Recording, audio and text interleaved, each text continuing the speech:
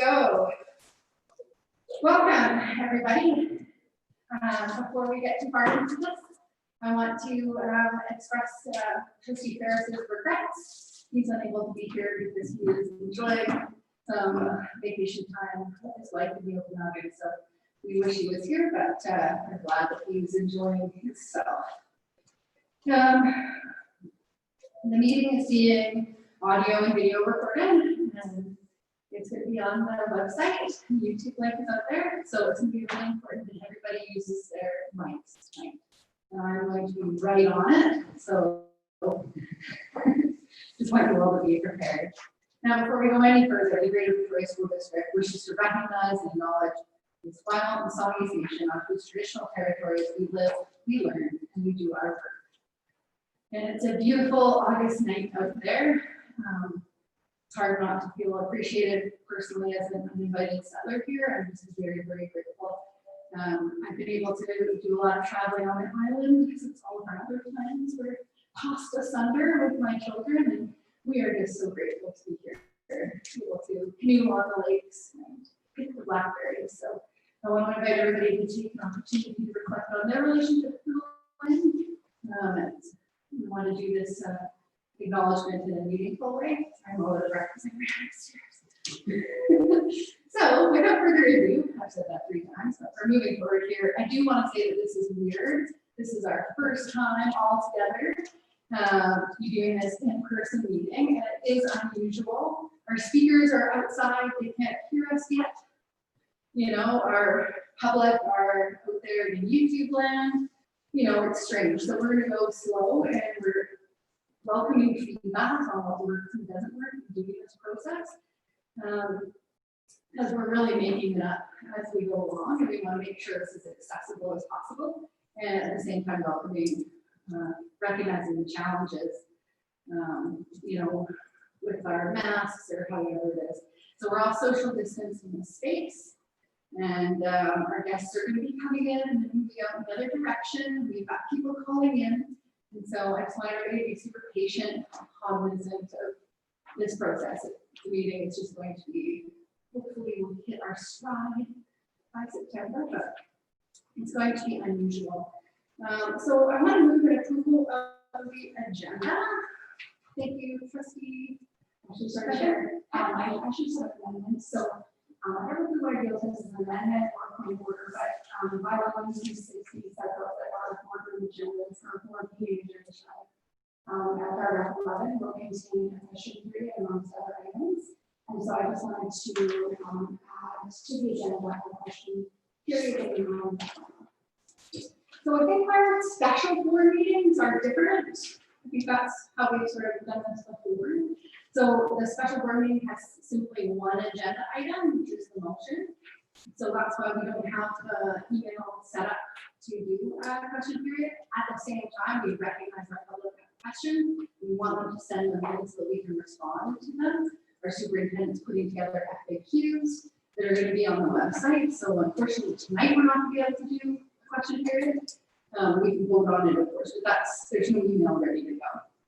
And so what part of the bylaw are you reading on into? So the special board meeting is dealt with under 960, but it doesn't differentiate a general board meeting from a special board meeting.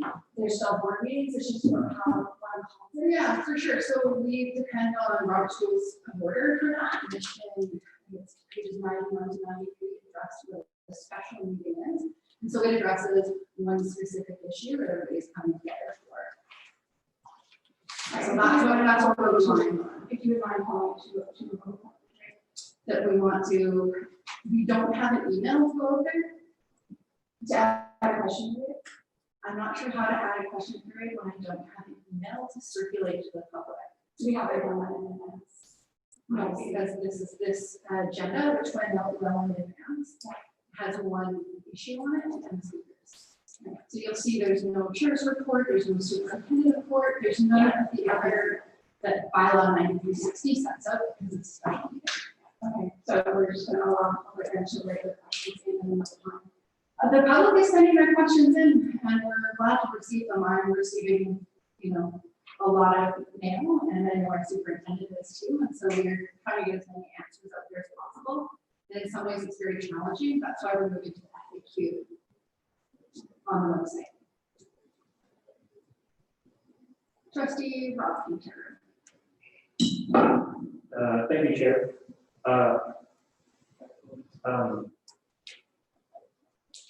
I hesitate to do this, but I feel it's the appropriate thing to do, given that our partner groups have reached out to us, specifically about their concerns for making masks mandatory.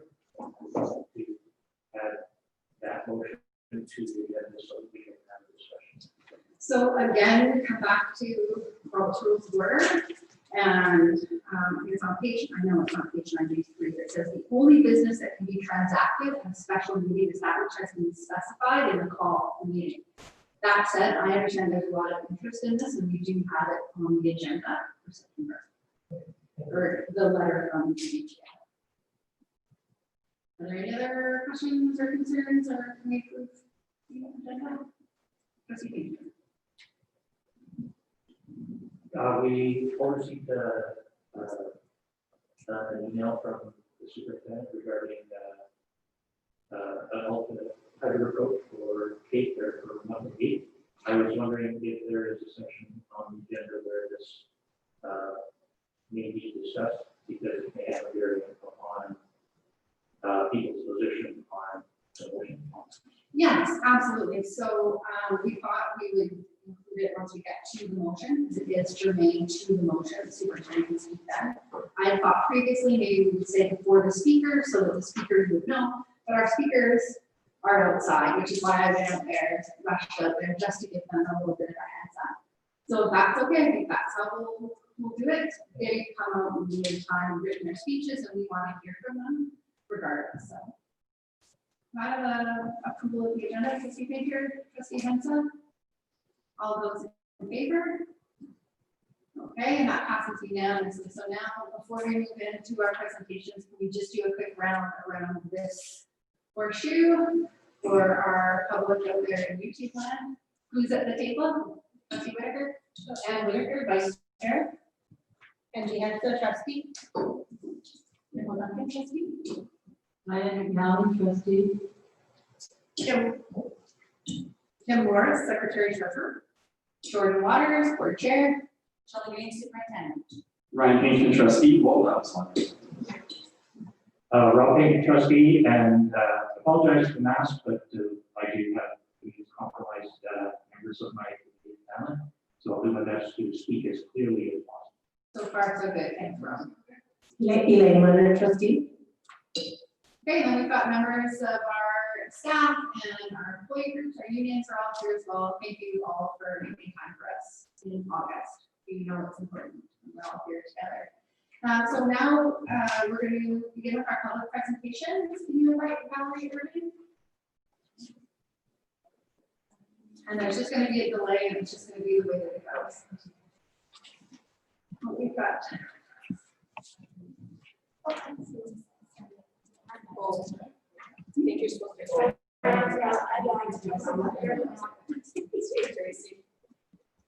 Welcome, Valerie. I just want to welcome you. This is odd. We're so glad to have you here. You've got, yeah, you've got 3 minutes, and I'll get close to there, but we're so glad to have you here. Welcome. So, thank you for having me. I'm here wearing 2 hats. One is as a professor in educational technology, co-director of the Technology Integration and Evaluation Research Lab at the University of Victoria. I've been teaching online since 1998, and I'm also president of which is a Canadian association. And I really struggle thinking about what's happening with this plan. It feels like an ultimatum, either or. Even how we are expected to present today is come in person inside or send a written note. That kind of forced dichotomy is not good for learners, it's not good for society, and it's not good for the public ed system. I also wear a hat as a parent. I have 2 children who are in the SD61 system, and I have struggled with the system, which has been very fixed and structured. 3 times, 3 separate years, I've been forced to homeschool or switch to private school because the school system was not flexible.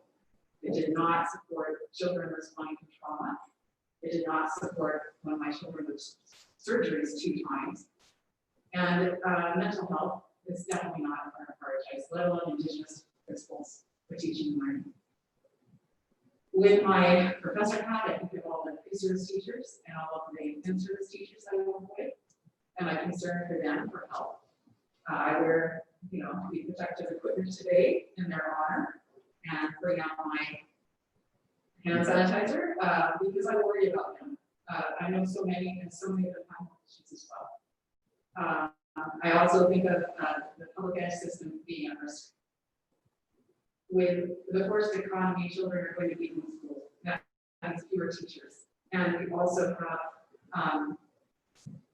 private school exodus as well that may happen. And that's going to take away funding from catchment schools. It's going to take away jobs from teachers. It's going to dismantle our public ed system.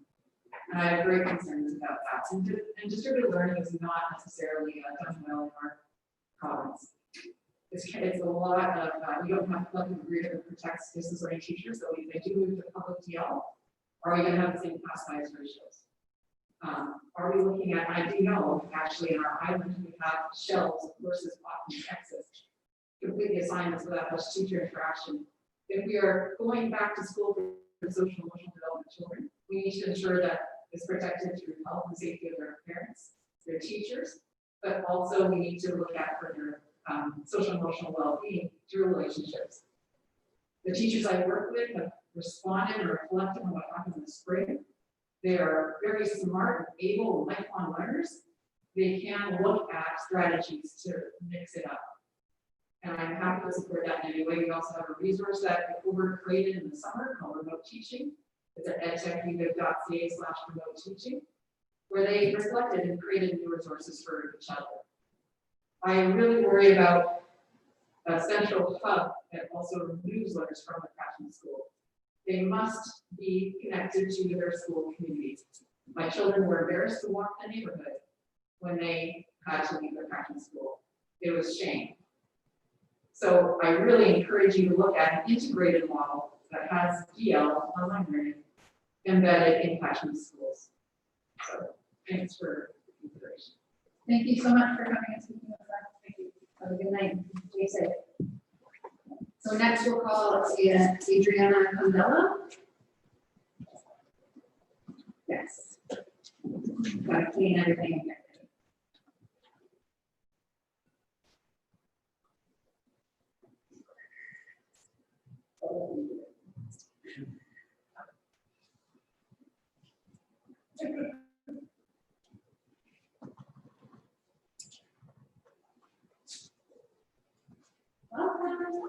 Welcome.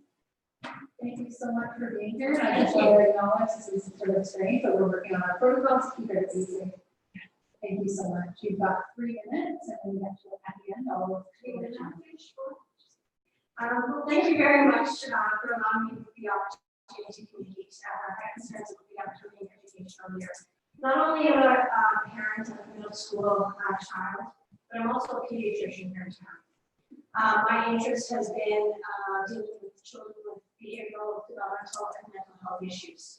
For the last decade or so, I've been working here in Victoria with all these children and youth, and have developed a really good relationship with many of the schools and allied health professionals. I understand the importance of the educational system, not only as part of to educate our children, but to be a consistent pillar in our children's lives. Children need consistency. Children need to be with their peers to learn critical interpersonal skills. Unfortunately, many children rely on the educational system for nutritional meals and for a safe place for them to be when they don't have that at home. COVID-19 has certainly turned everyone's lives upside down. With the rapid closures of schools, extracurricular activities, and social networks in March, all children and youth were negatively affected one way or another. I'm concerned we're not implementing a school structure that will be sustainable until this pandemic settles. Structure is necessary. Many children will miss unacceptable days of school due to the common non-COVID viruses. Come mid-October, despite our best efforts, we will find ourselves where schools will likely need to close in attempts to slow down rapid community spread of this virus. Children, parents, and everyone, including teachers, will once again be faced with uncertainty and inconsistency. We know COVID is very virulent. We know that children and youth struggle with maintaining adequate interpersonal distancing. They're awful with not touching their face, and hand hygiene, despite our best efforts, are lacking most times. We also know that children tend to be asymptomatic carriers. As such, children will be vectors of spread of this virus.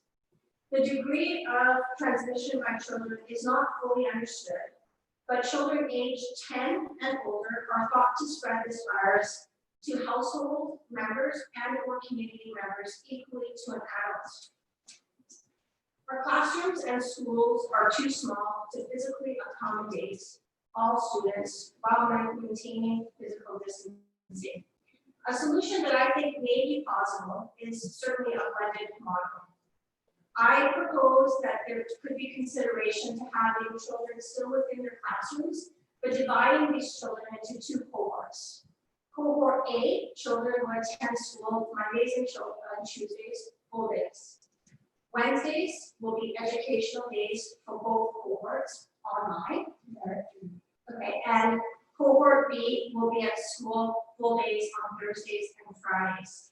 This will allow children to be in schools full-time during, yes, a modified platform of educational days, but at least parents will be able to navigate their work schedules and children will still be connected. The importance of the online education is that it be instructional. We can't just provide education, there needs to be face-to-face contact with the children and their teachers while online. Thank you so much. Thank you very much for considering this. Thank you so much for coming and spending this time with us. We appreciate your perspective.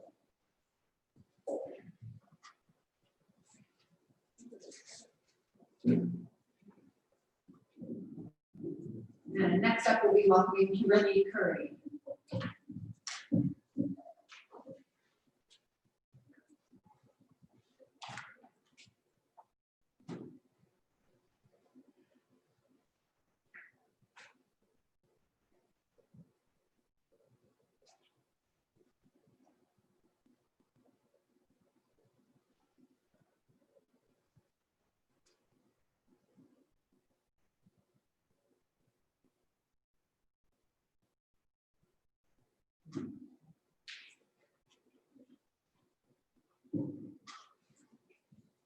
Welcome.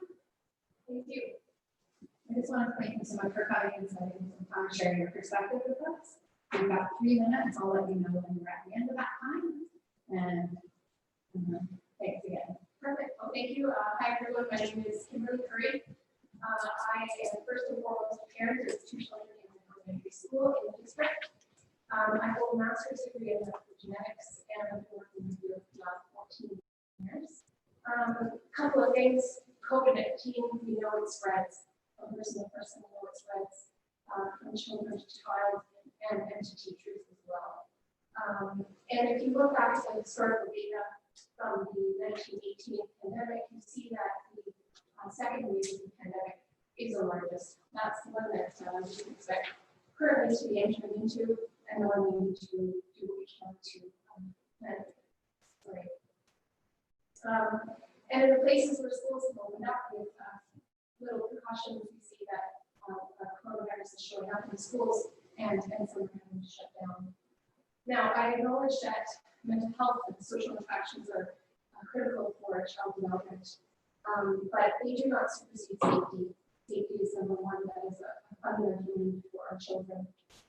Our kids are in elementary school, as I said, they're young, but they're very aware of what the pandemic is. They know how to keep themselves safe. And currently, they know that they're being asked to go into an unsafe environment with the rules and regulations that are in place for everybody else.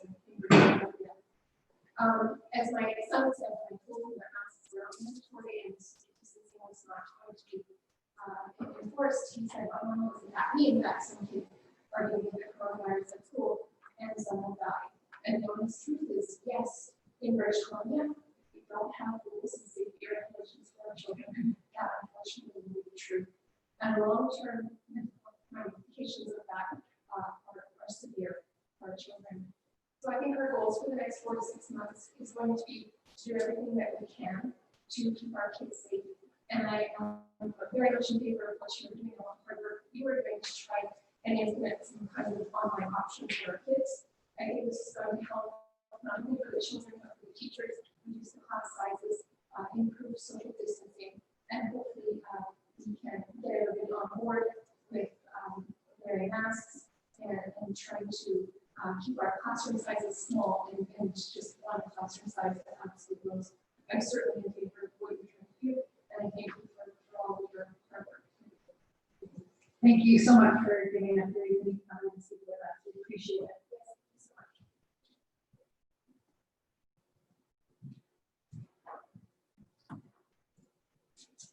Our next speaker will be Andrea Walker.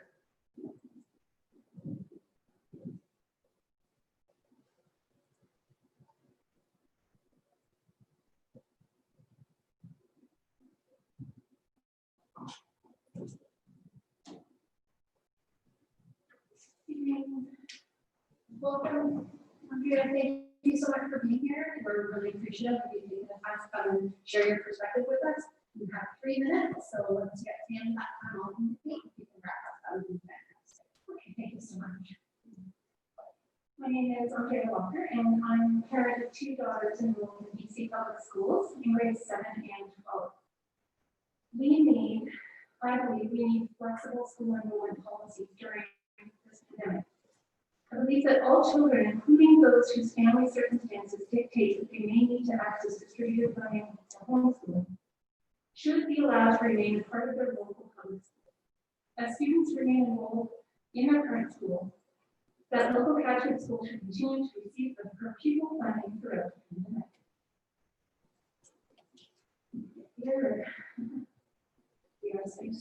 Everything there has been sanitized before you came in. Thank you. So it's good practice. Yeah. Many parents have deemed the current return to school plan as unsafe for medically vulnerable members of their families. Currently, the threat of students being withdrawn from their catchment school if they choose DL or homeschooling is resulting in an unnecessary amount of anxiety and grief as children contemplate being excluded from their school community during an already stressful time. There has been much emphasis placed on the physical and mental health benefits of schools for our children as a motivating factor for opening up the schools at full capacity. Yet many families are in a position of having to choose full attendance or none at all.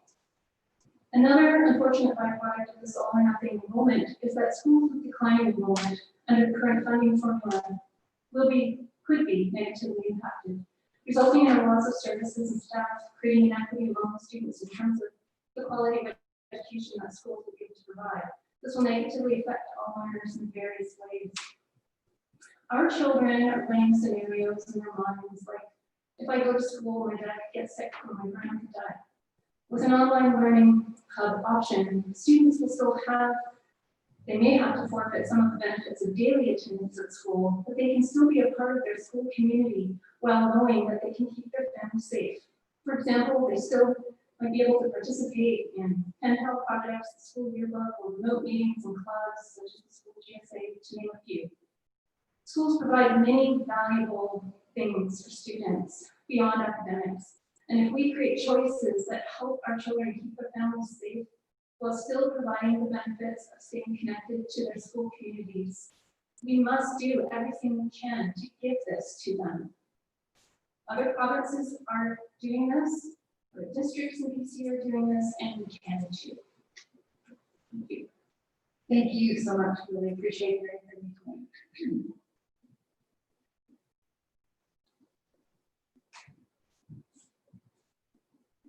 Our next speaker we will welcome is Julian Mccracken.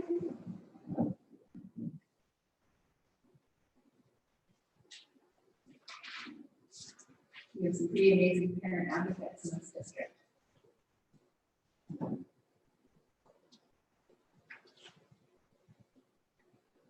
Hello, welcome, Julie. We're so glad that you made time to come and share your perspective with us tonight. Everything there has been sanitized. Where you have 3 minutes. When you get to the end of that time, we'll let you know when you can wrap up. Thank you so much for being here. Good evening. My name is Julian Mccracken, and I have 2 children currently enrolled in Oak Bay High and in Montreal Middle School. Let's get real. We need to have remote learning opportunities. The current plan of full return to school fails to protect the safety of our children, our teachers, and our communities in which we all live and work. Can we not learn from other countries who have taken this dangerous approach to return to school, which resulted in outbreaks and forced school closures? A quick Google search brings up many examples of what happens with the full return to school. For example, France, who reopened in May, quickly faced dozens of school-linked infections, leading to many urgent school closures. Israel, they had fewer than 100 new infections a day when they reopened the schools. Within the first week of classes, there were 154 students and 26 staff infected in one school alone. In Germany, days after the schools reopened their doors, hundreds of students were sent home again in one German state. In all of these cases, the single super spreader of COVID-19 was opening up the schools. In my experience, schools cannot control an outbreak of lice. So how can we be expected to control a viral outbreak? Today, they announced 269 new cases over 3 days in BC. Infections are on the rise. Are we seriously going to move forward with this reckless plan? My children are being forced to participate in an experiment, unnecessarily exposing themselves and our family, which includes grandparents, to COVID-19. This is not a matter of if they get the virus, it's a matter of when. The province falsely suggests that we have options. We supposedly can choose between staying in this dangerous experiments or putting them in distributed learning. But the current situation at the distributing outlets that I called said that they couldn't guarantee the spot and that they were waitless. They offered no guarantee for placements. Further, once we're in the distributed learning stream, we lose our spot in our catchment. That is a major deal to me. It's unacceptable. Options for remote learning or a hybrid of in-class and remote learning must be afforded, so the education of our children can continue without fear of exposure, without anxiety about bringing the virus home, and most of all, we don't want to have a complete shutdown where there's chaos and their education is interrupted again. If this is not a possibility, at minimum, there must be reduced class size so that the students and the teachers can maintain physical distance. It's intolerable that we have to choose between the safety of our children and their education. Thank you so much for giving me the opportunity to share this with you. Thank you so much for taking the opportunity. It's great to hear from you. You were exactly 3 minutes. Impressive. Thank you so much. I can tell. Our next speaker that we'll welcome is Tracy Humphreys.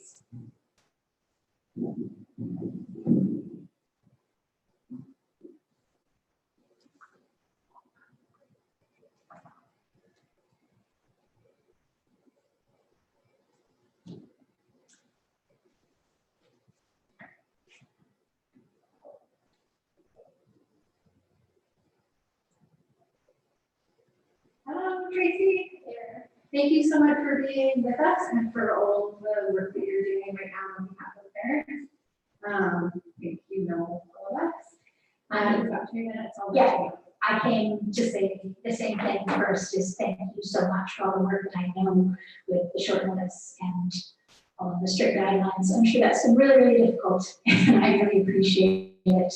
Probably more than some, because I've been working hard too. I hear that there's been some potential announcements that might make what I'm saying moot, so I'm just gonna wing it a little bit instead and say that I shared a report with you. It includes the voices of 192 students with disabilities and 1,102 parents and guardians from around BC. And this was a joint effort by Family Support Institute of BC, Inclusion BC, BC and Access, and BC Parents of Complex Kids. And the reason I was going to talk about remote learning choices was because 694 respondents to the survey said that their families considering leaving public in-person schooling. And I imagine that that number gives you all pause as well. It was, really shocking to me, even though I was kind of expecting something like that. It was a lot bigger than I thought it would be. But the biggest message was that one size doesn't fit all. So I am quite happy to hear that there's consideration for more choice, and especially for a connection to the homeschool community, because losing that could be a permanent loss. A lot of kids will never come back. So it's a really big worry for me, not just for students with disabilities, but kind of for all students. And so since I can't find the thing that I downloaded from my report, I just want to touch on the fact that in addition to that, we've been considering students with disabilities as part of the planning process. And this is actually something that I say every year, that they need to come first. They need to consider their needs first and foremost and plan around that. And I think during the pandemic, that's actually even more important and will make things a lot easier for schools, principals, and communities. And I really think that I just want to reiterate that children with disabilities have the right to equitable access to education. And so do all students. And I guess schools are a community, and children and families need to be included in that community. And even though I can see that that's already taken into consideration, I just want to say it's so, so important. If those families leave, we will never get them back. Thank you. Thank you so much for coming and speaking with us. Have a good night.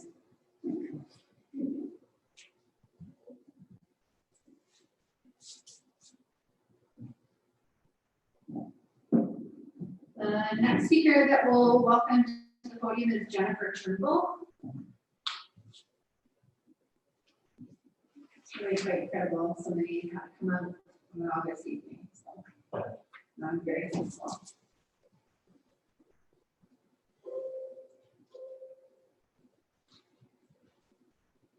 This is August.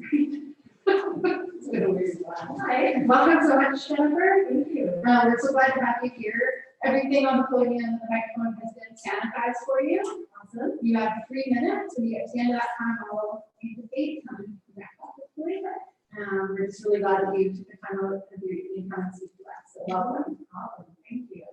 I'm Jen. I'm a parent of 3 children in School District 61, one entering kindergarten, one in grade 4, one in grade 5. Today, I urge you to offer flexibility for families returning to school and to preserve their spaces at school if they can't attend. 2 of my kids have severe uncontrolled viral influenza among other issues. The current data for kids like mine is non-existent, likely because of it strictly adhering to safe practices. I'm not willing to find this data out the hard way.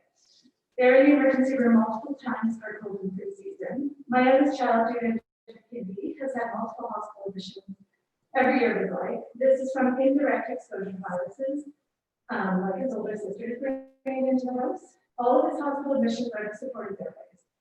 I've seen him and his sister struggle to move enough oxygen through their bodies, as Garrett can describe, and a trauma not keen to revisit while imagining my kids returning to school this year. These are from common colds like rhinovirus. COVID-19 is a respiratory virus in my worst nightmare. I should not have to be advocating for the place of lived trauma. This back-to-school plan should work with our most vulnerable students first. Tonight, the way things are, I'm having to choose between severing ties with our school community or facing an illness that can very realistically have incredibly grave consequences for my kids. I shouldn't have to choose between protecting their health or their right to public education. We are being forced to advocate for basic health and safety during the pandemic. As our last communication in July, a specialist has given us the advice to follow the current CDC guidelines, which states that when outside of your home, practice social distancing by keeping 2 meters away from one another. This isn't possible in the restart model. What schools are asking of us goes against these guidelines. Right now, the district cannot accommodate for my kids to be able to physically distance. So our only options are to withdraw and register the module or distributed learning via sides, which is not accepting any more applicants. We would be divorced from our school in both cases. We're being pushed out of the school district on the basis of a disability, and our kids desperately want to go to their school. As it is now, it won't be safe for them. If they're denied an education because their bums are not in their seats, they will lose their space at school, and they will lose their equitable right to access public education because of this group. We attend Selkirk, so we're technically now out of catchment, despite having been there since 2011. I can't even give them the peace of knowing that when things are safe, they can return back to their school if they know and love, or if they can be together. Expecting my kids to be present and risk illness in order to stay at the school is a flawed and inequitable funding model. I urge you to allow parents to decide for themselves what level of risk they're comfortable with for their families. Thank you so much for coming and sharing your perspective and feelings. Maybe redundant now, given what we told us before. It's still really important, and we're really glad to hear from you. Thank you for taking time. Thanks.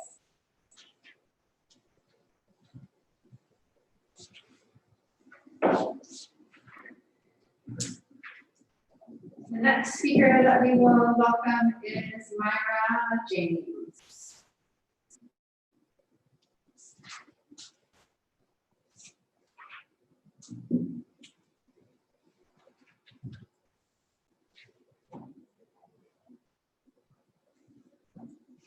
Welcome. Thank you so much for being here. The podium's been all sanitized for you, so you know. You have 3 minutes, and when we get to the end of that time, I'll let you know. But thank you so much for being here. We appreciate it. Thank you. Good evening, everyone, and thank you for the opportunity to present. My name is Myra James, and I have a daughter entering grade 3 French immersion at George Shea, and a son waitlisted for kindergarten French immersion. He is the reason I'm here today. I'm sure that you have received many letters, presentations, petitions from parents concerned that if they do not send their child to school, they will lose their spot in choice or alternative programs, such as French immersion. Many want to retain their spot without attending full-time in-class instruction and are also asking for funding towards home-based learning to help support their choice.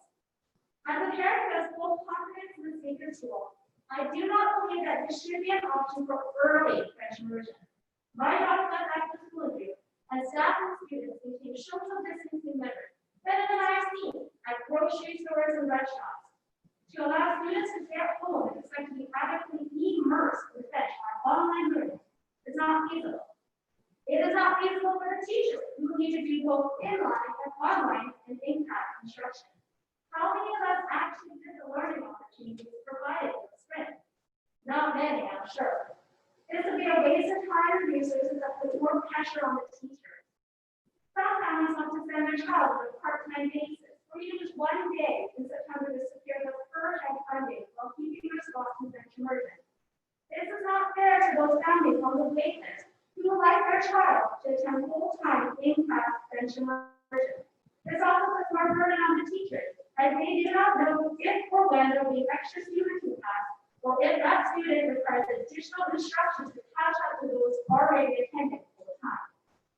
It is not feasible for the parents to do that full French immersion, as most parents cannot speak French. Will they be able to satisfy the requirements of French immersion and outline the BC curriculum in French instruction in French 100% of the time at home? Some likely. For each of this, BC Minister of Health, COVID-19 will be around until at least 2022. Are these families expecting online learning in grade 1 as well? the child will have had at least 2 years of in-class French instruction. Then why fund a French homeschool program? That funding could be better used for programs for those with special needs, or those who do not have easy access to actual learning. In summary, I support my first return to school plan, that students are required to be in class full time to maintain their spots in early French immersion. Families of children returning French immersion who feel uncomfortable returning to school this year may apply for grade 1 or grade 6 French.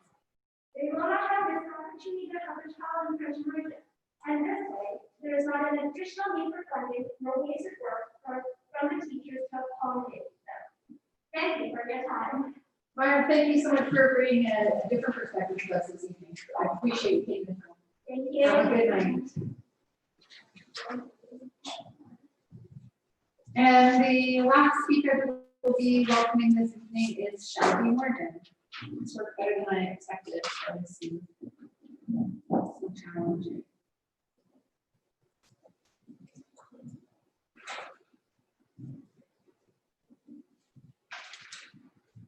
Shelby, welcome. Thank you so much for being here with us. Thanks for having me. You've got 3 minutes. We get to the end of that time. I'll let you know. Okay, thank you. Thank you. There are 3 children in my household who are registered at 3 different schools in this district. Collectively, they have 5 parents from 3 households, and all of us are capable of accommodating distance learning, though some of us less willing. Besides the fact that learning from home would be challenging for all of us, we all want our kids to be in a public school environment, and our kids will be with good teachers. The plans offered by the ministry so far are designed to keep our children and school staff safe. Please take a breath. It's not fair that we're making everybody walk up those steps and then come and speak. You should have seen me opening the meeting after I ran up the stairs. They're designed for simple contact tracing, based on the science that children do not effectively contract and transmit COVID-19. But children are being infected all over the world, and there's so little known about this virus, like how it will affect people's future health. The plan so far did not consider the risk for families that include people over 50 or immunocompromised people.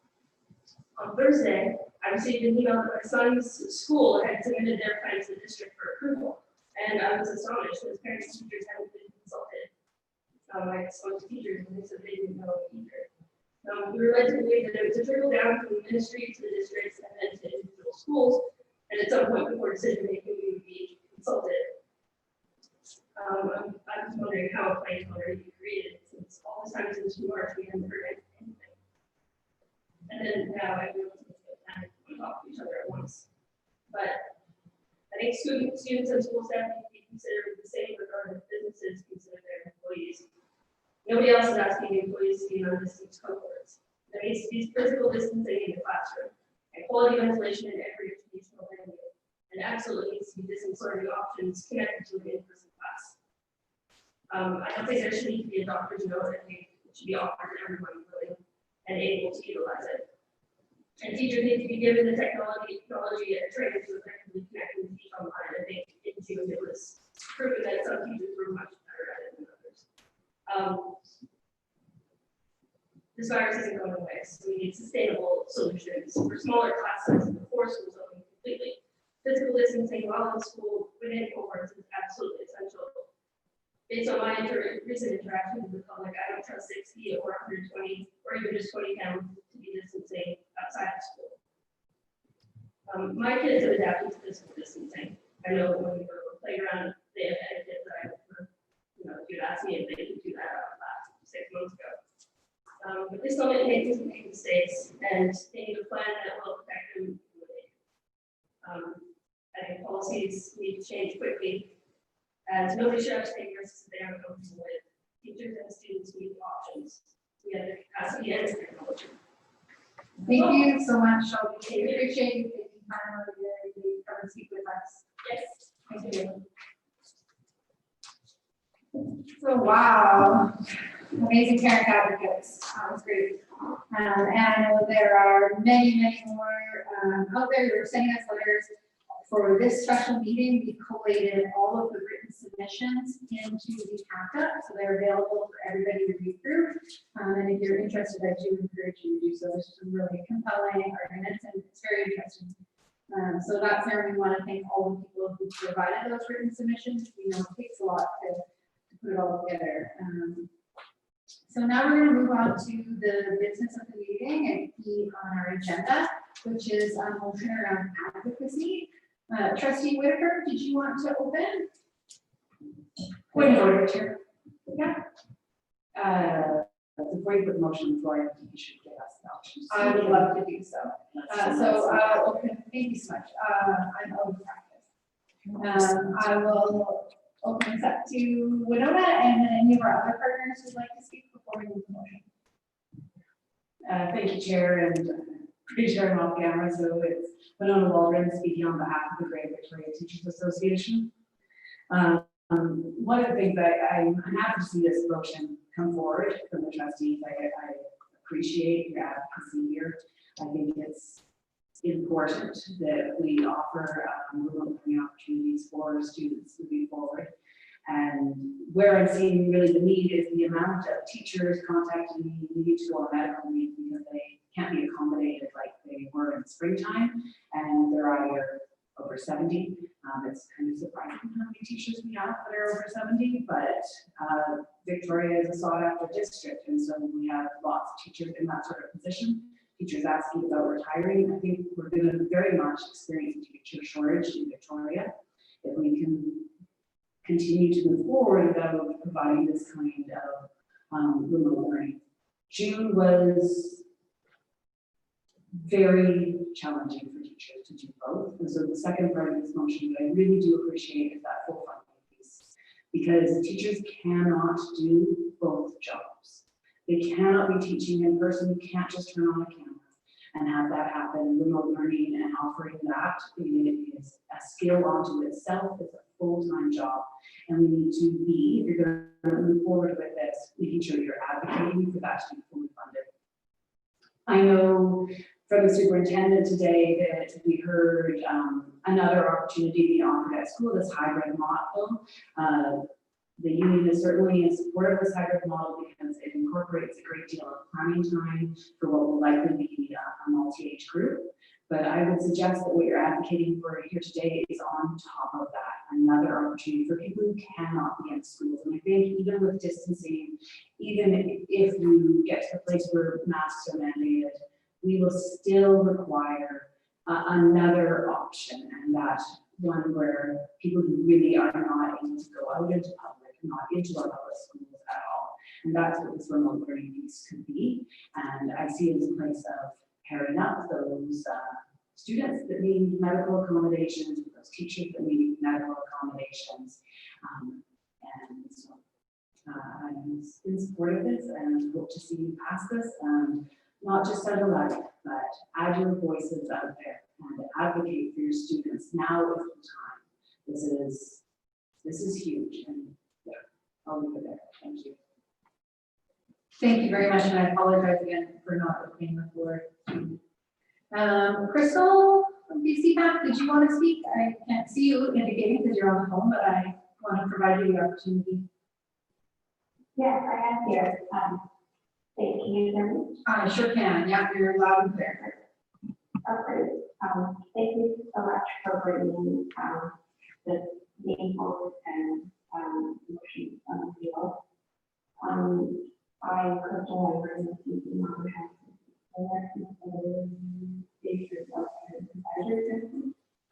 and we have reached out and tried to get as much feedback as we can. I think one of the main pieces that we're hearing from financial recruitment was the importance to really flexible and work hard with the community. And have some construction will have us will be in working community and with the encouraging that the town the education working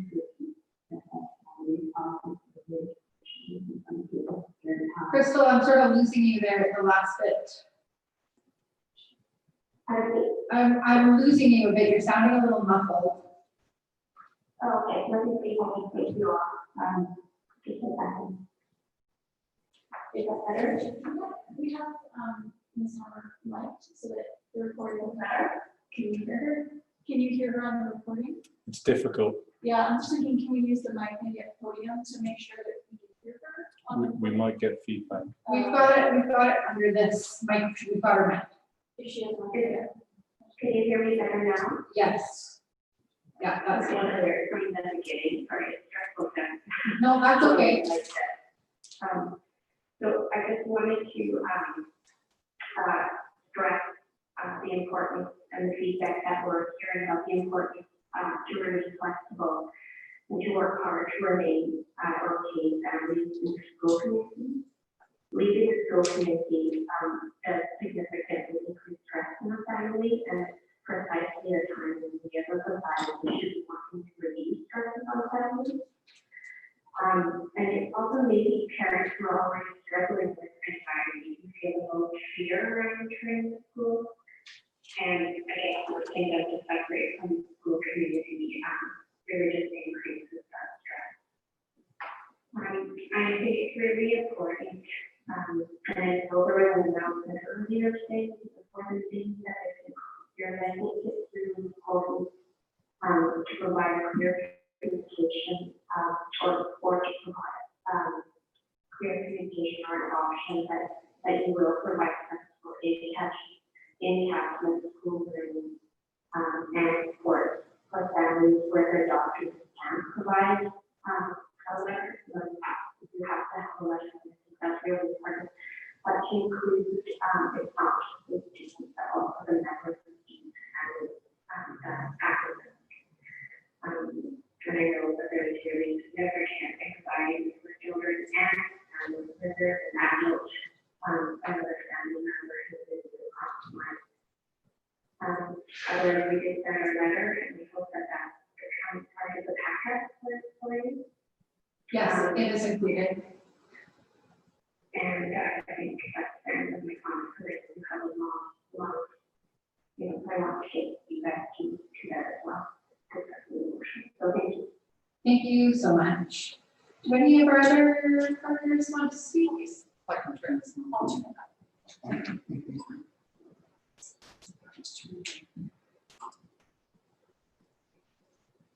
Thank you. And I'm Jane Massey speaking on behalf of QP937. And again, I appreciate this and I appreciate all the conversation. Also really worried about my members. You know, there's a chronic shortage of EAs. And again, like, we have a lot of older members, many that could be retired but aren't because they love working with the children and work so closely with them that I'm really afraid for themselves and their health when they're back in a class with 25 children again, and they're hand over hand working with these children, and we just need to really take into mind everyone to keep them back to work safely so that they can go home safely at the end of the day to their families and come back in the next day and do it all over again. But we need to just make sure that everybody in our buildings are safe. And thank you.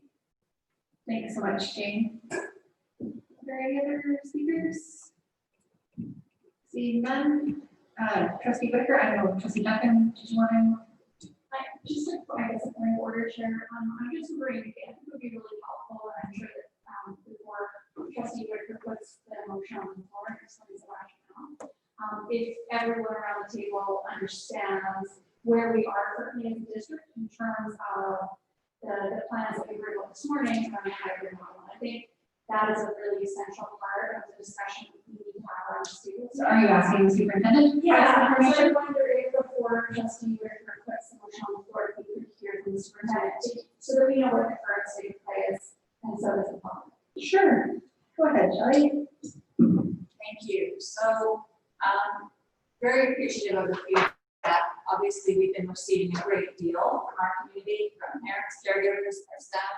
We've been talking since the information broke in the end of July about how to navigate what was the original plan for returning to school. But with communication, it's not just Victoria, it's all over BC. And the anxiety that people are feeling is out there, and it comes from all sides. And as that communication component grows, we would have had constant conversations with the Deputy Minister and Ministry of Education, and to look at what's the uptake that that's been going on. Obviously, we are going to have layers of people that are anxious that the school community is going to provide what they would like, and even hearing the variety of ideas and concepts tonight gives you an idea that there's a wide swath.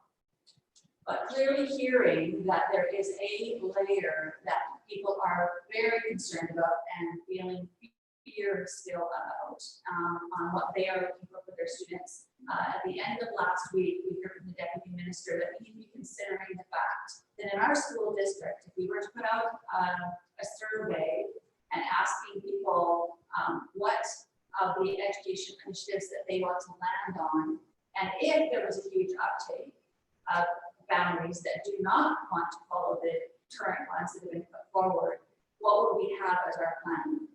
And so we spent a fair bit of time going through in the last couple of weeks what we've heard, and some time on the weekend navigating what could be a possibility that covers a lot of the bases that you've heard. So number one, people do not want to be disengaged from their school. They want to still continue part of that school community. Many people are having difficulty getting into sites and perhaps other DL programs, even though they might have an interest in it and think that would work for them.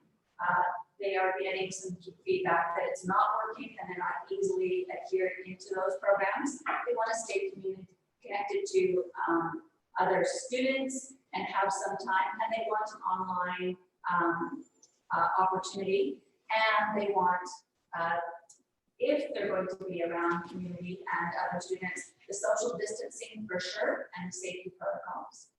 So in our concept to be putting out a survey, we have created the concept that we would have the opportunity, as we've had with full-in school, that is in our model, elementary, middle, and secondary, DL programs, especially in secondary, which we have in our own district, but province-wide. We have the homeschooling option, and we do have for the immunocompromised parents, caregivers, and students, and what that would look like in a visit to the doctor. If we also then submit, and we are looking at our own staffing, because currently we don't have extra funding that says you can add another whole layer.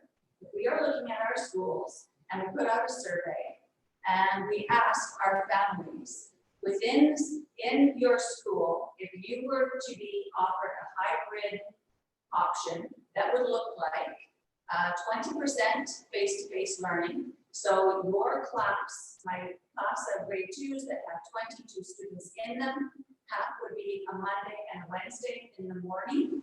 The other half would be a Tuesday and Thursday. That divides the class in half. You're able to create social distancing in that classroom. They get an opportunity to see socially and emotionally other students. They get an opportunity to be face-to-face with the teacher, all with the social distancing and protocols. We would bring them in at a staggered time so they would have interaction with the other school community, and we would send them home at a staggered time, again, when they're not having that interaction which your parents are concerned about. They would then have coursework to be working on at home, like a learning home DL type of program, but they would have the opportunity to be in front of their teacher for the morning. And that provides a lot of what these parents are showing us they're concerned about. And then on a Friday, with their same teacher, they would have remote learning scenario each Friday. And then we can staff within our actual schools. We have the staff there. So in a staff of, say, 15 divisions, 30%, say in the survey, in my school, that's what I would like to do. Then we can reorient the building, and the teachers can take the classes that are going to come full-time, and the teachers can take this scenario and do the planning and the teaching around it, keeping these parameters into space. Then we don't have to rely on the ministry providing extra funding to be able to create it. It does fit a certain cohort. They're still feeling that that's the comfort zone that they'd like you to. And we've heard over and over again the social emotional concern and being face-to-face is a critical element. And so we provide that with other children, we provide that with the teacher, and it would allow the teachers to have that communication back and forth, plus following all those pieces that we're looking forward to. So our goal would be is to get the ministry's approval for the plan that we've submitted, create a survey that would be the same district-wide, that we can put out to every single school, And then once we receive those survey numbers back from each building, we could either probably create it in those buildings where it's a high uptake. And if it's not, then what does that look like district-wide? There's 5 from school A, 15 from school B. Is that a possibility? The French immersion was one component that we did hear about today. And obviously it would need a cohort uptake as well. And so in a school where you have French immersion, perhaps in a middle school, grades 6, 7, and 8, there's 20 families that would like to do that, then it would be a consideration to put them into a multi-grade scenario where they can still get it within this model.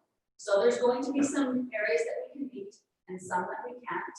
They wouldn't have the same opportunities that other students would have being full-time, and we make that clear in this overall piece. But it would allow them to still remain connected to the school and connected to the other kids. Trustee Whitaker? Thank you. I just have one question for the superintendent. So will, with this plan, will parents be able to choose throughout the year? Will there be checkpoints for them to change what they have chosen? So the opportunity could be available. However, you could keep in mind that we are going to be reorganizing classrooms. So if there is space in the grade 2 class, and I decided I would like my child naturally return at a natural change point, and there was space to be able to do that, we could certainly offer that. But as a general overall big switch, it would take a major staffing shift as well. So there's the possibility, but I wouldn't say it could happen easily for everyone all the time. Trustee Baker?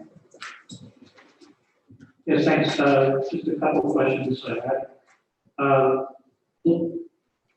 So with the example that you provided by email, you were talking about 20% that you would have groups of, and I don't know if this would be consistent or if this was just one example to talk about how it could look.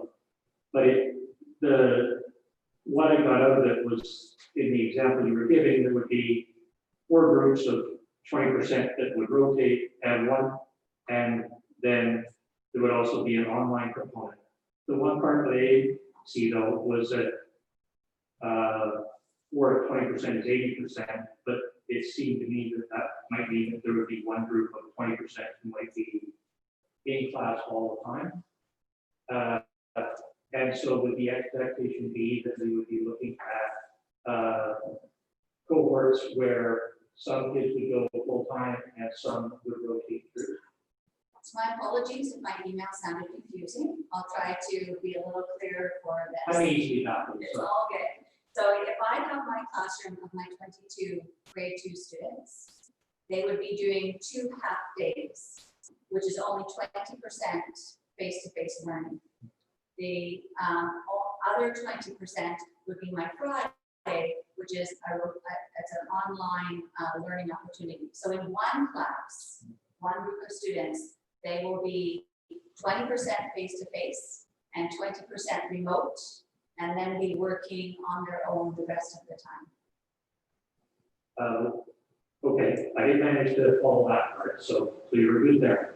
What I was wondering though, is just the way that in that example, it seemed like there would be potential for 4 groups to rotate. So Monday, Tuesday morning, Monday, Tuesday afternoon, Wednesday, That's half Thursday my morning. class. Because I'm trying to keep social distancing, Yeah. on the Monday, Wednesday, half my class, these students get to come to school. The other half are working on the projects I leave them at home. On Tuesday and Thursday, it switches. And those who, No, that will be the time where the students can, obviously they can reach out to the teacher if they are having difficulties, but they would be given work just like an at home or DL learning platform to be doing, and the teacher would be working on the planning, which would be the remote component on Friday, and doing the marking and the planning for those students. okay, and would there be a mixture of, just sort of trying to nail this down. If students were in a cohort that was following this model, would they be exclusively rotating through in that manner, or would there also be potential for some students in that class to be in school full time, Monday to Thursday. No, So the that parents would would be be completely choosing different. just this model Okay, and not in school full-time. okay, that's all. Thank you. So the class would be the kids that have opted for this specific option. Yes. So the teacher would only be responsible for teaching kids that are doing this option. Not this. Right, this is. No, So I'm- the 20% was education time, and 20% was the number of students, so that you all clarify that. And I appreciate it. Next, I have Diane, Nicole, and then Anne. Thanks, Chair. So I'm not sure if this is the right time or, if there's room in this meeting to discuss this. So I'll just state my topic, which is having worked as an EA with students with multiple challenges for 10 years. It's literally hands-on and literally in your face. And so I'm really concerned for the workers and students. Obviously, we all know that we have bubbles outside and there's a lot of areas we can't control. So I'm wondering, what special precautions are going to be provided for EAs? Is this in terms of this, the topic of our motion? Can we connect it on? It's more general than that. I'll just put it on the table then and hope to discuss it at this later meeting. I just know if we are discussing it, we want all the people who want to weigh in on it to be able to have that opportunity. I understand. Okay, well, I'll just express it as a huge concern for me at this time. Thank you. I share the concern, certainly. It's a bit of a conundrum. Nicole? Yeah, thank you, Chair. I'm wondering, just as a matter of process, whether in order to move forward with a hybrid option, you require a motion from the board. No. And this is to the superintendent. To the chair. So at this point, as I said, we've handed in our proposal to the ministry, waiting for the feedback. I did speak to the deputy minister about floating an alternate option, and he assured me other districts are doing the same thing in response. And so the next step would be to create a survey, and no, I don't require a motion from the board to be able to do those steps. Okay, and just my follow-up question from my chair. And so the current plan, from what I can understand from your explanation this evening, doesn't require extra resources, so we wouldn't need to request further funding. It can be done within the current staffing levels that we have. It would be done within the current staff levels that we have. Thank you. And each of the children would, in this option would be an activity. Yes. Oh, sorry, so if the plan is for some reason not accepted by the ministry, presumably then at what point will the board have an opportunity to say, actually, no, this is how we want to do things? At what point would that then come back to the board so that we can pass a motion and say, actually, this is what we want to see? The ministry is prepared to, we should be hearing back from them about what the plan is submitted. This was not part of the plan I submitted. This came from a conversation that was on Friday that said, if you are hearing that there is a large sector in your community that is not going to be attending these areas and wants something different, then you need to have options. And so I would expect that once I get numbers back, I will be reaching out to the ministry and letting them know that this is going to be something they do not have to fund it. It's actually an alternative to the DL because we do have reasons that our students could not get into that. And so it provides a mid-zone. And I would expect the ministry to be listening to that, but I certainly would bring it up to the board if that is not the case. Yeah. So I've got Anne and then Elaine, I put you back on the list. I think I lost my sponge. Thank you for letting me ask another question. My question is I really appreciate what I'm hearing with the elementary school, and it sounds like we can do that also in the middle, but how is this working with the secondary school students? This would not be the offering for the secondary students. I know that our associate superintendent, Colin Roberts, was speaking to them again. We've been listening again, feedback at secondary about how the plan is going down and alternatives within different secondary schools and even outside the timetable. Is there anything, Colin, that you would like to add to that conversation at this point? So just to clarify, then for secondary students, there is not an online option. They do have a distance learning option that we even have inside the school district. I was asked a question about how many interest and uptake that is for our current DL model. Even though the interest has been higher, the actual registration has not gone through the roof as we might have expected. So we will be waiting to see who shows up in the first week of school and first couple of weeks, but those are our two options at this time. Those parents will be surveying as well. Different type of survey.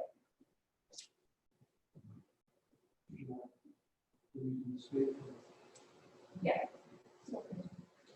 Thank you, Colin.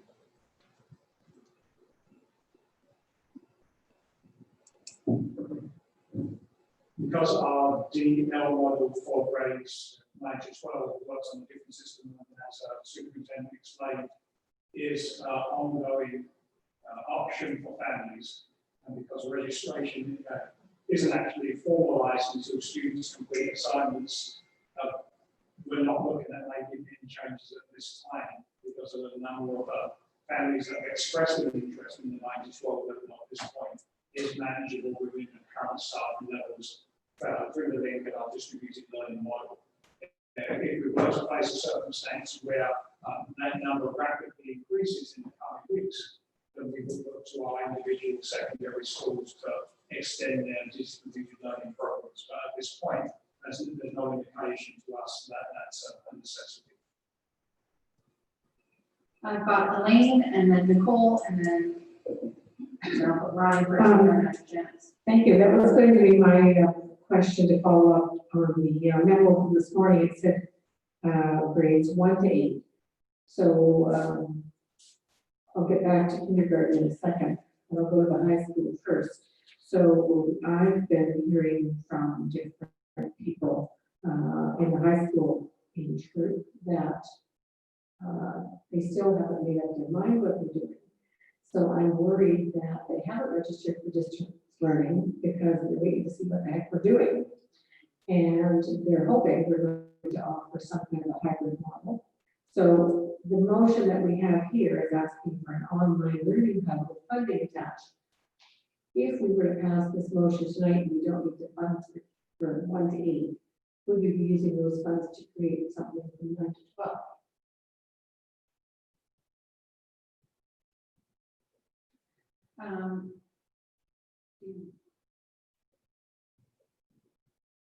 Distributed learning solution at the high school level would be significantly more complicated because of the range of subjects that obviously are offered at the average secondary school.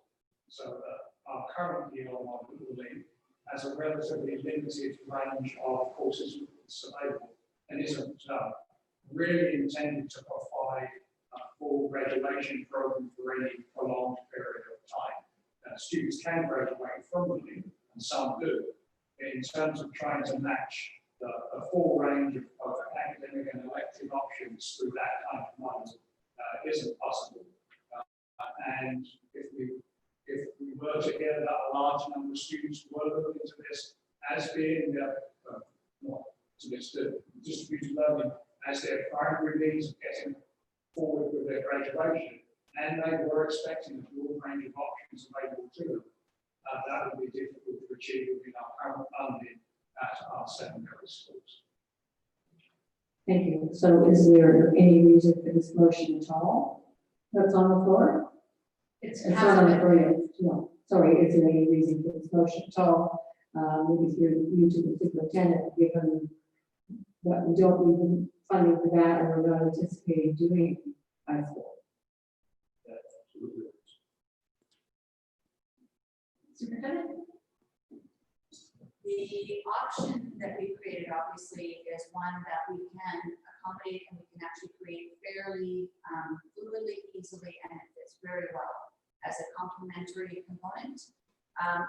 The option that is the motion would take in a group of other teachers.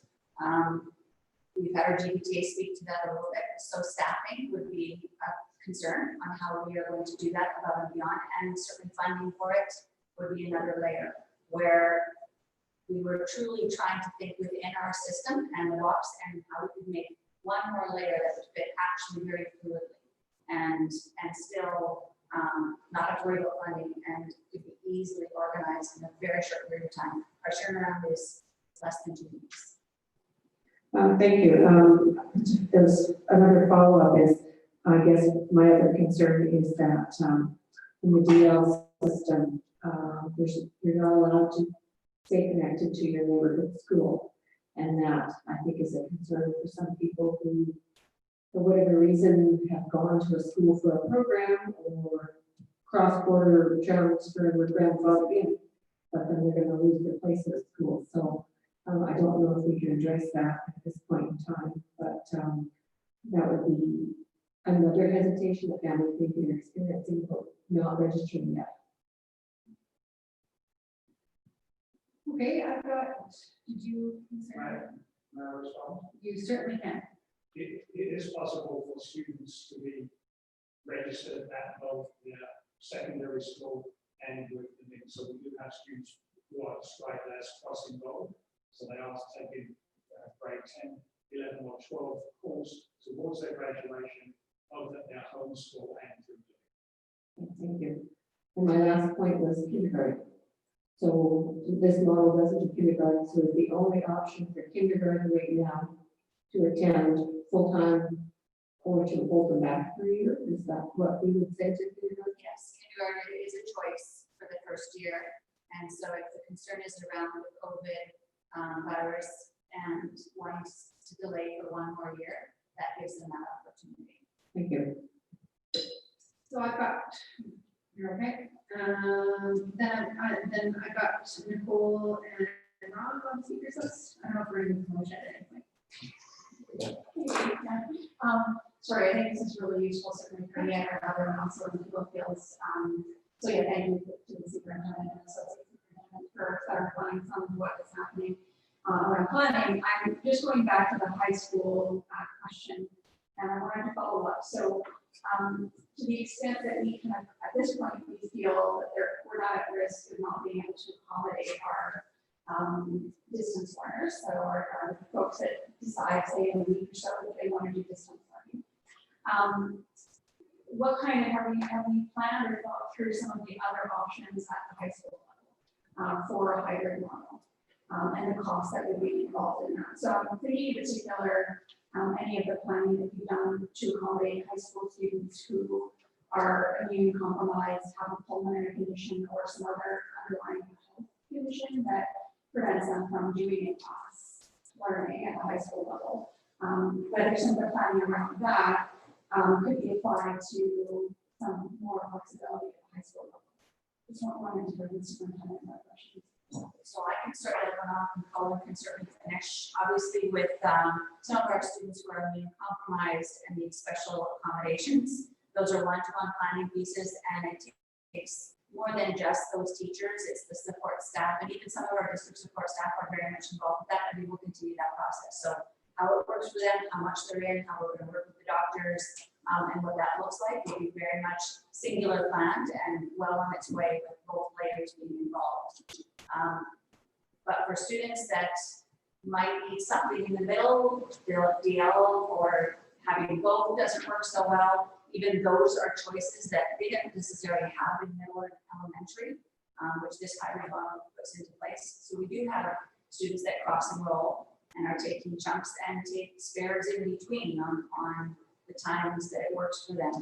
So on some of the more unique timetables, and being able to offer, as Colin has mentioned, even some courses outside the timetable, all of those things are sort of in play. But from school to school, they're going to look different. Because we've got a couple of academies, we've got some schools that are small, French Immersion, and so they will almost have uniqueness within each of those buildings. And even though it's complicated, the timetable just kills me. There's a little bit more fluidity on options for the high school students. Is there anything I missed on that, Colin? Thank you so much. Next I've got, that's very good. Next I've got Rob and then Diane. Two questions of clarification for Associate Superintendent Roberts. With the cross enroll, I know that my understanding is that there are some situations where students in high school, they're still, for whatever reason, are planning on completing their program remotely this year, but still want to remain associated with their secondary school. So the cross enrollment sounds like a solution. Would they have to be enrolled in a course to be enrolled at the secondary school? Or is it enough that they put their name on the books, even if they are not taking any courses at the secondary school? In all the cases that I look at, and maybe Deputy Wizard might be able to clarify this or help with this, because of her expertise in the deal, most students will take at least one other course or be enrolled in a single program in the course of the year. So in any given semester, they may have no school-based courses but be enrolled in a DEON course, or they may be enrolled in a course at the secondary school that doesn't necessarily require daily face-to-face instruction. So they might be part of Career Life Connections program, for example. So but most of the students that I'm aware of have at least one other course within that 12 or 10 month period.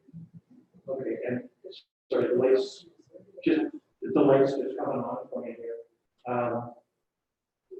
The current model that we propose for secondary schools will actually see an online component. So would it be feasible for students to do DL for a certain number of courses, but still be able to participate in an online course through their secondary school?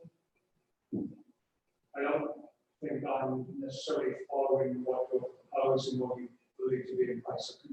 I want to know where they're going to graduate. In my question, what I understand is that in the afternoon or in the morning, they all take a core curriculum course, and that there will be one or two options or blocks in the afternoon where they would be taking an option or something along that. And an elective, sorry, and that will that, I'm trying to remember, there was a 75% in-person component. So was the, if you could remind me, was the plan for the elective to be a 50-50 in-person and online? I understand what your question is now. No, that wouldn't count as a DL or a distributed learning program. That's just us making an adaptation to a student's regular course programming at the school.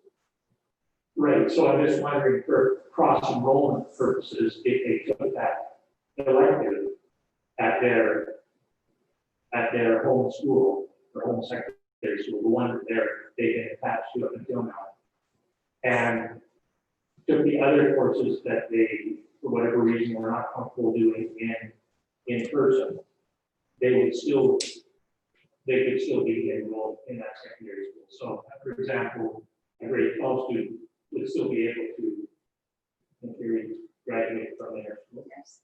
Okay, that's really helpful. Thank you. Okay, thank you so much, Diane. Thank you. So coming back to the motion, I believe that putting this motion on the table and carrying it would be a strong statement. Would you like to move it? Well, I was waiting for the original. So I mean, if they're required, something like this. No, please go ahead. I just would love to get that motion on the board and speak to it. Can I have a seconder? Thank you, Trustee Wicker. So to me, it's a strong statement to the ministry that we are, as a board, very interested in supporting our parents who advocate strongly for having more options than the ministry originally offered them. And what I would like to know is from the superintendent or through the chair, if passing this motion would in any way impede discussions that the superintendent is having with the ministry.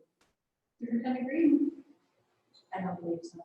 All right then, well, since the motion's on the floor, I do hope that everybody will support it. There seems to be provides many advantages and reasons why we should.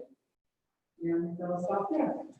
Thank you so much. Would anybody else like to speak to the motion on the floor? Trustee Whitaker, Painter, and then nothing. Well, thank you.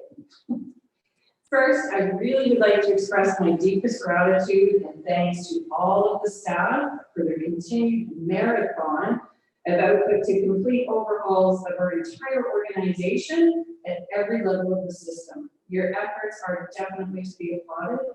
I wish I could believe that this is the last time we'll be looking at you all for your leadership and support and that there will be no need for more changes. But as we continue to learn to live with COVID, it seems inevitable that we will need to continue to be nimble and flexible in our response and count on each and every one of you. Knowing most boards of education will not reconvene until school starts, I'm truly grateful for the opportunity this evening to have heard from so many parents and interested individuals. The common ground that stands out in each and every story is the depth of love and caring these families have for their students and their desire to see them remain connected to their school community. And as I've said previously, I'm grateful for the efforts and work so many have contributed to creating our restart plan within the current guidelines and budget. Further, I'm extremely confident that every employee in School District 61 is committed to the safety and success of our students and will maximize whatever environment we provide to them. However, we have heard from many parents that they are not comfortable sending their school to school within this adjusted classroom density, which will not allow for 2-meter distancing at this time. Many parents do not feel comfortable and are confused to be sending their students to classrooms where their student is unable to social distance. Many students have individually expressed concern and anxiety and confusion over the increased bubble to me. High-density classrooms and crowded hallways concern them. One student had commented to me, if they cannot keep us from vaping in the bathrooms, how are they going to keep us safe from airborne contagions? A very real concern. Another student commented that they better keep up to date on who is dating who and make sure that they're in the same cohort if they expect to keep teens into the prescribed bubble. Families are asking for another option that will allow them to access online learning opportunities. I have read every one of the submissions. They're all very reasonable and highlight the diversity of families and their concerns within School District 61. There is a commonality in the submissions. A profound, deep love and caring for their child and their families, along with their desire to support their students, learning in a safe environment that matches their family's comfort with potential COVID exposure while maintaining school connectedness. Whether it be health concerns not within the identified high-risk category, increased bubble side leading to reduced visits with grandparents and other family, increased levels of student anxiety, a desire for uninterrupted learning should the second wave hit, or even the realization that remote learning worked really well for some of our students who previously had struggled in the classroom. It is clear that parents want and deserve choice. And I believe that COVID provides and demands that we seize the opportunities to be creative, to be flexible, and to meet the needs of each student, whatever their level of comfort is with their family. I have been advocating for over 20 years for more flexibility, for more creativity, and I've surely been screaming for more school connectedness in our schools. I'm hopeful that everyone working in education will embrace this moment in time and give themselves the permission to slow down, to reflect, and look at problems differently and try new ideas. My hope with this motion is to encourage the Ministry of Education to adopt a more flexible and funded model and to encourage that we will bring us safely through COVID while innovating learning and teaching in our province that embraces the technology our students will be learning as they leave our education system for the rest of their lives. This is an opportunity for us to get ahead of this and to create something very exciting for our province. So I hope you will support this motion. Thank you, Anna. Sure. I would just like to strike the word help from the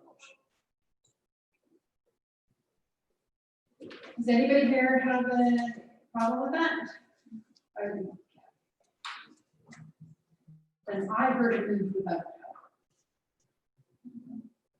help. Next I've got Rob, and then Paul and Elaine. Ryan, I'll put myself on the list. I personally found it very challenging to, feel like I'm sitting in the cheap seats watching this event unroll or perhaps unravel is more like it. Over the past number of weeks, I feel very critical of the role that the ministry has played, that providing incremental direction over time has caused additional complications and not necessarily increased clarity or certainty about what needs to be done. I think that the load on our staff has been incredible, and that this could have been avoided by a more thoughtful and appropriate approach from the get-go. It's very difficult for me to see this as something other than an effort to continue to deliver educational, the educational mandate, if you will, within a prescribed budget that never took into consideration issues like a global pandemic. I think about federal government and the success of CERB. It's going to create huge deficits that we will be paying for years. And yet, I think there would be few among us who would deny the necessity of taking that sort of action when faced with unusual circumstances. And my concern here is that faced with, well, not quite unique, but unprecedented in our lifetime experience, that our ministry appears to have been extremely rigid, that the options initially put forward, whether go to school in person or disconnect yourself and try to make it through on DL or home learning, was both coercive and punitive. It may not have been directed initially at parents, but if that decision was made without considering the impact on families, then that really just suggests a lack of thoughtfulness on the part of policymakers. I am also very concerned about the current data that we see right now, that even without reopening schools, which, as I understand it, is part of a broader strategy to reopen the economy, which Rob, are you speaking to the motion? I am speaking to the motion. Okay, if you can make the connection, that would be helpful. Okay, I'll do that. Like, are you speaking in support of the motion? I'm very much in support of it. Okay. I also know I'm not going to get a second chance, so I'm trying to get a couple of points over here. I am. But actually, that was really not one of my games, so I'm going to sum up. When I read through all the letters, what I saw an overwhelming request for was an online learning option. These are parents who have dutifully followed all of the directions of the provincial health officer, Ministry of Health, all the way through this. They have gone out of their way to sacrifice personal relationships, family relationships, to maintain small bubbles, to limit their exposure, to only send one person out to do limited shopping. And yet, we're seeing right now that people are just aghast at the idea that all bets are off and we're going to pursue a model in our schools that is entirely inconsistent with that. Now, if this was being demonstrated that we are being very strict everywhere else so that we can be less strict in schools, that might be one thing. But within the notion of opening up the economy so that more parents can go back to work, so that more adults can have face-to-face interactions, whether at the office or at the store, we're just looking to make ourselves sick.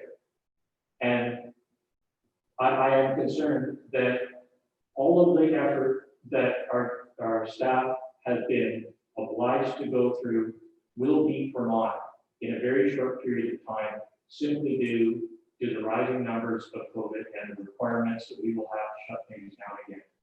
We would be so much further ahead by having options in place that not only limited exposure and circulation of, or potential circulation opportunities, but also could be sustained even as numbers go up.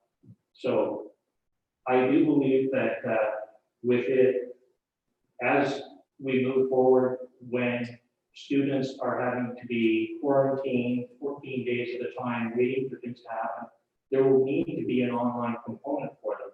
And this is not going to be a one-off for one class here or one class there, that it is going to take significant portions of our student population. I read quite a number of concerns about French immersion. It isn't supported in distance learning. In the case of my own kids, well, they're going to be going the immune compromised family route. But were that not the case, my daughter, who has now spent 12 years in French immersion from kindergarten to grade 11, hopes to be a French immersion public school teacher despite our best efforts to send her in another direction, would have the likelihood of graduating without a double dogwood, which actually makes a difference for her in terms of down the road. And strictly because there are no online opportunities available, except in her unique case. Rob, I think we're over the 10-minute mark here. Okay, well, I could go on. There's lots of other things going on. In the end, I support this motion. I think it is essential. And I think that it's something that we should have had incorporated in the plan with full support of the ministry from the get-go. Oh, one last point. There was one email in particular from the Nichols that I hope the superintendent will review and give us an update on. Thank you very much. Nicole, I'll remind trustees we've got 10 minutes. Okay, I will share out my 10 minutes and be as brief as possible. I'll make clear from the outset that I do support the motion on board. I was very, very pleased to get superintendent's email this morning letting us know that staff were actively preparing for a hybrid option. I think that our district has learned a great deal from the experience in June, and there's opportunities to innovate. There's opportunities to make sure we don't overburden staff with doing double duty of both in class and online to take advantage of the skills and experience that our staff has certainly gained over the summer. And I think it puts us in a much better position to support the needs of students and families through a second wave when it's officially announced that we're in a second wave and beyond. I also think it's an opportunity to provide staff with a greater amount of flexibility and options for accommodation so we don't lose wonderful experienced staff because of the lack of ability to adapt to our current circumstances. And I think providing some flexibility now, and I think the motion allows for putting our cards on the table with the province and saying we may well, we'd like to see some more funding to allow us to provide greater flexibility. Maybe we want to look at other options at high school level to provide a little more flexibility if we have more funding to work with. And I think that this motion allows us to start that process and start that thinking.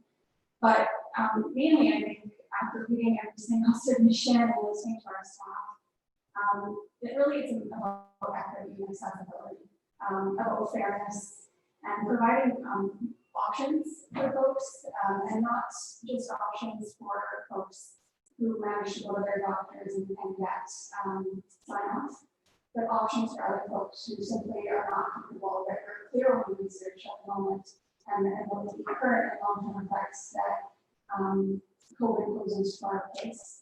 And take very, very seriously the other vulnerable members of extended families, whether they be grandparent caregivers or other members of the family that fall within high-risk groups. And so I definitely welcome this. I thank Trustee Whitaker for bringing it forward and for colleagues for supporting us in reconvening in August so that we can be on the front foot and support staff in the planning process. That's it. Trustee Baker? Oh, sorry, I've got Trustee Baker. Sorry. Thank you. So I'm usually a glass half full kind of gal. I like to pride myself on always looking at the positive and everything, but since March, my brother tells me I've been watching too much news. And I'm not a glass half full anymore kind of gal. I am really, really, really disappointed in the ministry. And every time you turned on the television, whether it was Monday, Tuesday, Wednesday, every time you saw the Minister of Education, he said something different. He made our staff, who I love dearly, with all the work that they've been doing, jump through more hoops and more hoops and more hoops. And I have no doubt it's going to change between today and the first day of school. So I think December will definitely be worse than it is now. And they've already said that. So in my watch for the news and my glass half empty right now, I'm thinking we need to have this online learning ready to go before they say on Tuesday we need to have it in place on Wednesday. So I'm curious from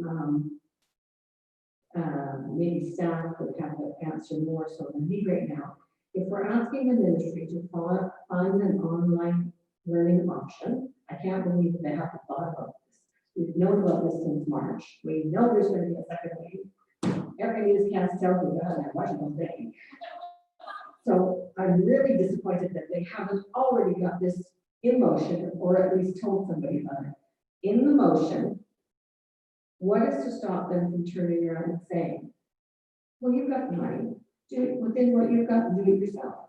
What are we asking for here that we can't fund? What I think we need to be more specific here for what we want, because right now, superintendent over the weekend took all of her weekend with their staff to come up with another model. And they're going to say, well, you just did that. You can do this. You can do this. You've got the money. You've got the staff. I want to know how to word this. So what we want is what we are asking for.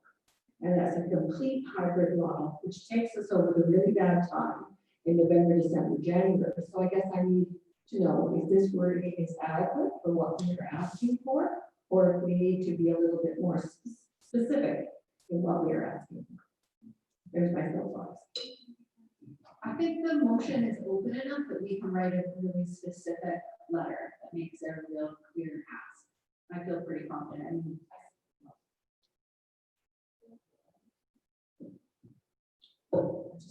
Brian or Superintendent. I just want to add a little layer in there because what you're saying is very valid. I know Vancouver is looking at an online platform as their fourth option. And so very much the same as what we're talking about. If you have students that are going to shift and not going to attend, you have funding. And so they look at it like one basket of funding, and they'll be the first one to tell you that if you've got funds available to you and students are doing uptake in one area or not, then they always look to districts and say, the money you have first, look at that to be able to fund other options. So it's just a awareness concept as we look at what we are asking the ministry to look at and possibly fund. Not likely extra funds are floating around. More likely they look back at what we're doing or not doing, what we can provide and not provide, and say that's where the funds are likely to come from. Trustee Painter? Yeah, thank you, Chair. Yeah, I want to give huge props to Trustee Whitaker for bringing this forward. It's obviously super timely and super important. I support the motion, and I support it not just because I agree that we as a district should advocate for fully funding online learning in this time right now, and I do, but because if COVID-19 has taught us anything, it's taught us that we need to, and in fact, I would argue we have an obligation to be flexible. The flexibility means that we reflect on what we're hearing from families, from staff, from teachers, from EAs, education advocates, and so many more who are telling us that to get this right, to really have a system in place that reflects the needs of our community, we need to be flexible, and we need to allow space for those who simply cannot afford the risk of coming into contact with a deadly virus that, as of today, has killed 250 British Columbians and over 9,000 Canadians. Just this past week, we had 263 new COVID-19 infections. Yeah, and I hope this is probably language, but you can correct me if I'm wrong. Here in Victoria, we had a knucklehead, I'm assuming that's parliamentary, get fined not once but twice for holding an overcrowded party in his apartment on 4th Street. The province has had to bring in massive fines to discourage event promoters, business owners, and attendees from shirking their responsibility to keep us all safe. Last week, August 20th, Quebec had their first COVID-19 death of a teenager under 19. 19-year-old Don Benny Bangu Sapapa. Can we make the connection from I mean, don't worry, it's from Montreal. I believe that Don is the thin edge of the wedge if we don't get this right. Minister Adrian Dix has said that we will see COVID-19 impact us now until 2022. We're in this for the long haul, so I think that means we must build a system that can help bridge the divide between those who can attend classes and those who simply cannot. I've spoken to parents across the district, whether it's been on Facebook Messenger, on Twitter, on Instagram, via email, and over the phone. And what they're facing, their frustration with feeling like they have no power, and the very, very real fear that they're going to be putting their children, themselves, or their family members at risk, is just too much. I love what Trustee Whitaker said about being creative and thinking outside the box. I think it's perfect, and that's exactly what this option does. We owe it to our students, teachers, staff, and family to get this right. Are we going to hit a bullseye? Probably not. But we need to try and find flexible ways to bring education to all of our students in the space where they are ready for it. I like to talk about leading with love. In that vein, I want to show tremendous love to our teachers, EAs, custodians, principals, vice principals, and district staff all across this district who have done Yale Needs service since March. And especially in June. As a board now, we have to show some major love to families who cannot afford the risk of not having flexible options. So I urge trustees to support this motion. Thank you.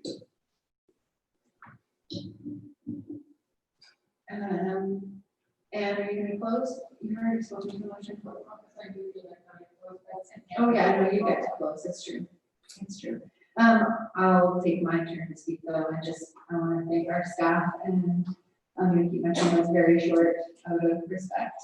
I think my colleagues have said everything there is to say, and I just want to thank you all for your commitment and your passion. It's a privilege to sit at this table with you, and I appreciate you bringing this forward and that we're able to have this conversation.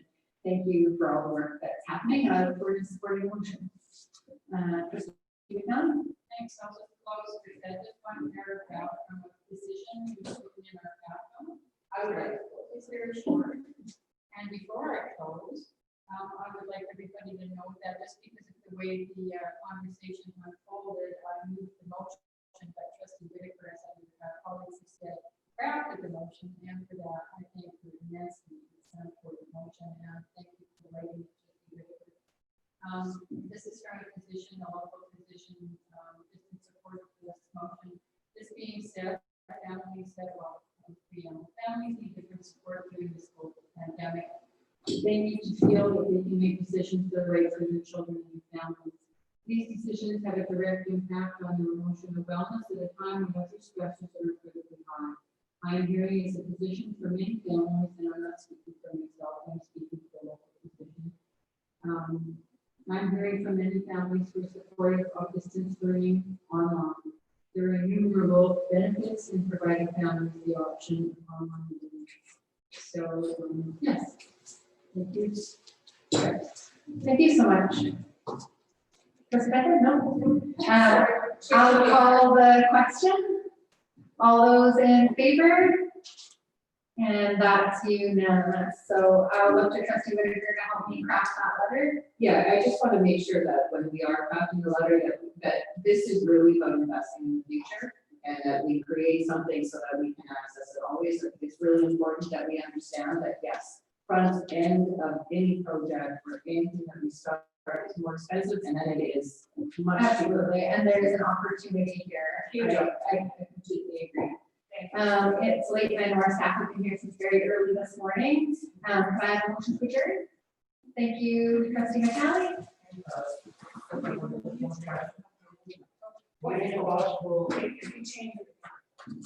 Would it be possible to also CC the Detroit Times columnist with this letter? No, all of our letters